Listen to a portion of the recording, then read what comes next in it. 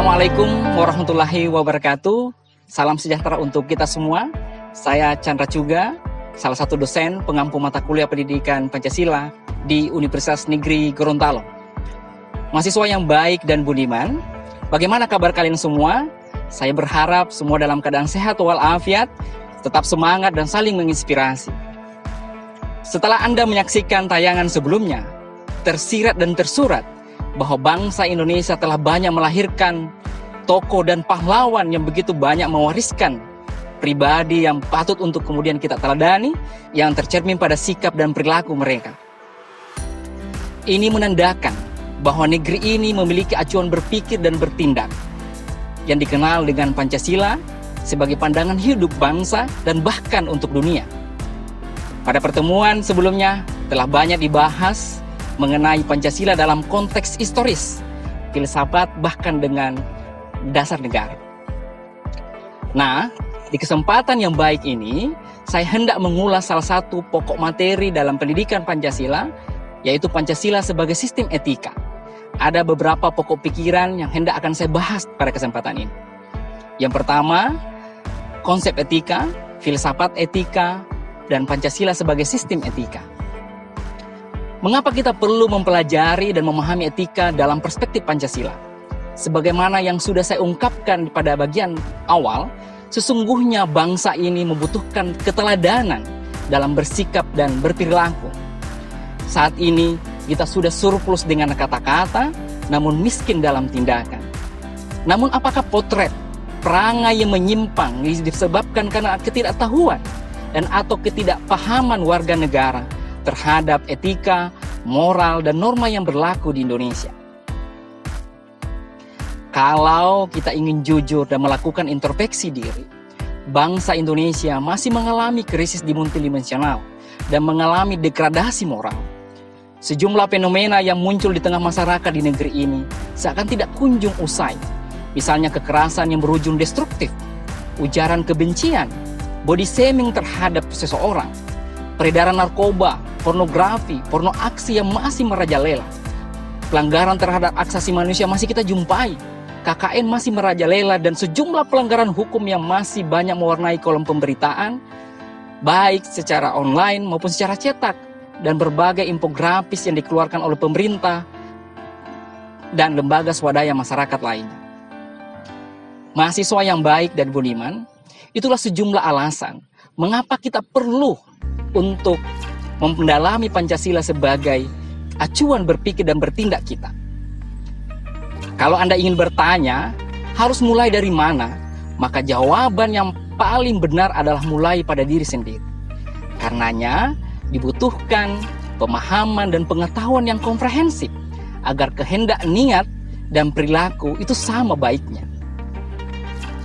Untuk itu, saya ingin memulai dengan mengulas secara singkat apa sih konsep etika itu. Secara etimologis, kata etika berasal dari bahasa Yunani yang terdiri dari dua kata, yaitu ethos dan etikos. Ethos berarti sifat atau watak kebiasaan, sementara etikos berarti susila, keadaban dan kelakuan dan perbuatan yang baik.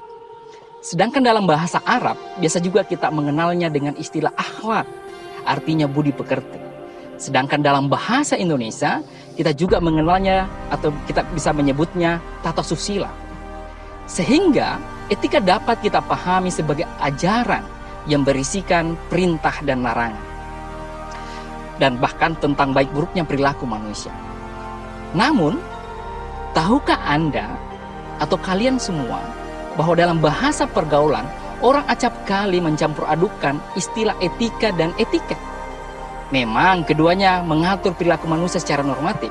Saya ingin contohkan kepada kalian semua. Melakukan ujaran kebencian itu merupakan pelanggaran etika. Sedangkan berbicara dengan nada yang lebih tinggi kepada orang yang lebih tua dapat dianggap kurang etiket karena tidak sesuai dengan norma kesopanan yang berlaku di Indonesia. Dengan demikian, pada konteks Indonesia, etika itu mengacu pada norma agama, norma hukum, norma kesopanan, dan norma kesusilaan. Itulah mengapa Indonesia begitu sangat kaya dengan petuah, prinsip hidup, kearifan budaya dan kearifan adat. Seperti kita kenal Sirina Passe di Bugis Makassar, Sulawesi Selatan.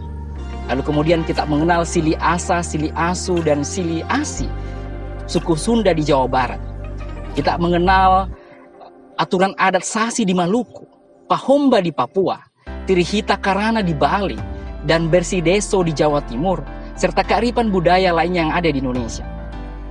Mahasiswa yang baik dan budiman, setelah kalian memahami konsep etika, saya juga ingin menjelaskan kepada kita semua bahwa ada beberapa aliran filsafat etika yang menentukan sistem etika Pancasila yang digunakan di Indonesia. Kita sebut dengan etika deontologis, etika teleologis, dan etika keutamaan. Nah, dari ketiga konsep tersebut, etika Pancasila lebih dekat pada pengertian etika keutamaan atau etika kebajikan. Meskipun corak kedua mainstream yang lain, deontologis dan teleologis, termuat pula di dalamnya. Namun, etika keutamaan lebih dominan karena etika Pancasila tercermin dalam 4 tabiat saleh, yaitu kebijaksanaan, kesederhanaan, keteguhan, dan keadilan. Mahasiswa yang baik dan budiman, untuk lebih memahami kajian kita, saya hendak menjelaskan pula beberapa hakikat Pancasila sebagai sistem etika. Mari kita kaji sila demi sila pada Pancasila. Sila ketuhanan mengandung dimensi moral, betapa berupa nilai spiritualitas yang mendekatkan diri manusia kepada Sang Pencipta.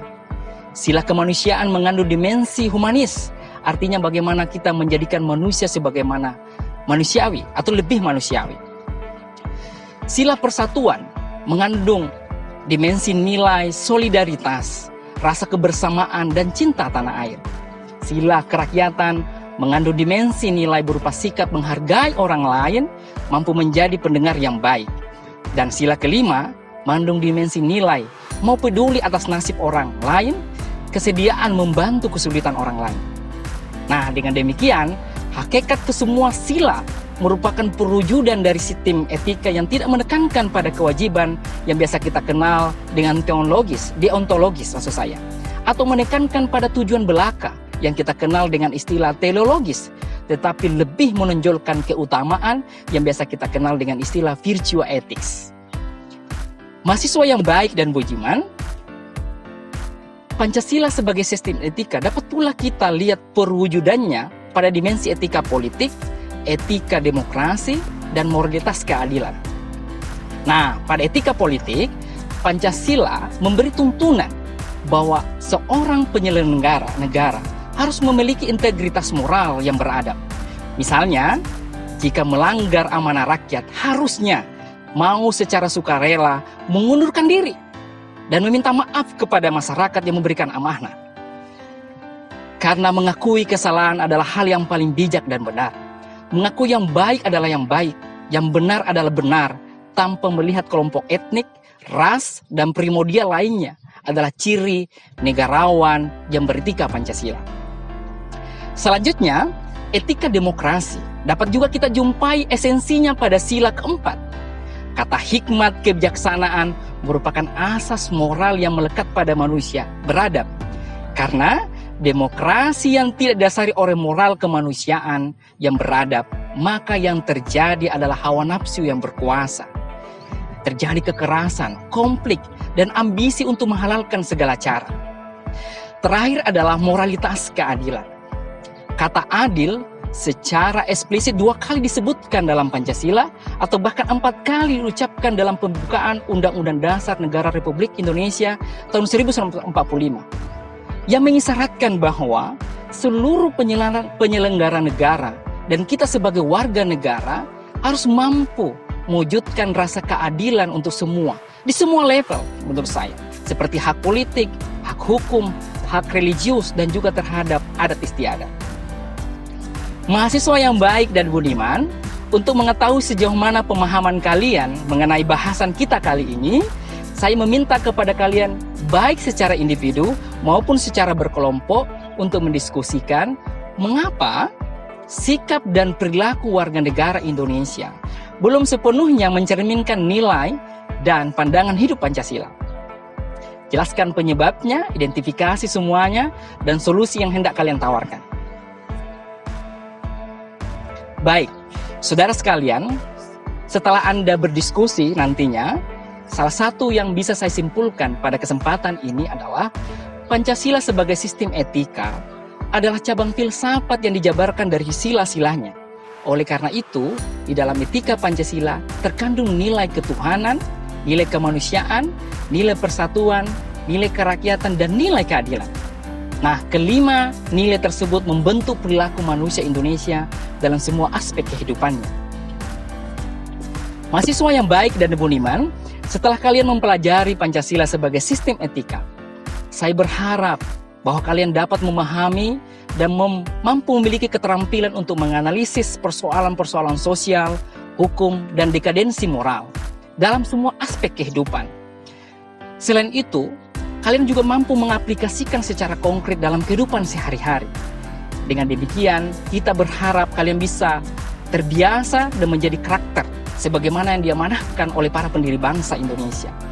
Hal ini hanya bisa terwujud jika kita dapat mulai pada diri sendiri dan menginspirasi terhadap orang lainnya.